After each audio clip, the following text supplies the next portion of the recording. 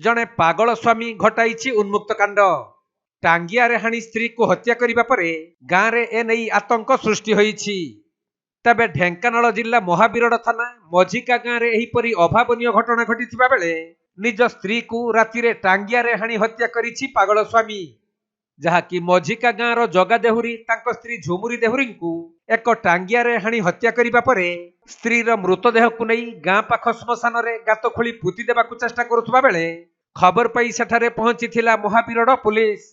परे अभियुक्त स्वामी जगा को काबू करने सह हत्यार व्यवहृत टांगिया को मध्य जबत करिछि पुलिस। जहाकू नहीं साइंटिफिक टीम घटनास्थल रे पहुंची एहार अधिक तनाघना आरंभ करिछि।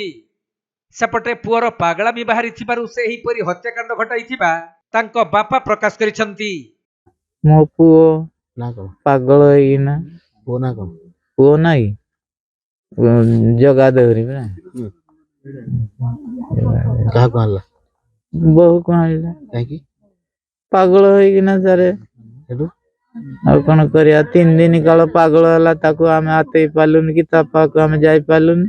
से घर भितरे बहु सुई थिला से खाली ठिया होई बाड़ी धरकिना बाड़ी खंडे टांगिया डागुए बुढ़िया खंड धरिकिना से खाली अनौजिया पट पट भेम्बुलुजी एंतीना एपटे बुली पइला जेंती सारे देखला सुईजी ये गुटे कहिना दे छुटा हानि दे तापर पुड़ियो पुतिया पे की आनतला सेई निजे आमे तो टोटल सिन आड़े से उतरा हानतला आया उतरा हानला आज्ञा टांगिया रे हानला सेटु तापर पुलिस की खबर केमती खबर दे अरे गां लोक आसी ना खबर कर देलु कोने कोडछि ने गला थाना को जाई नहीं जाई।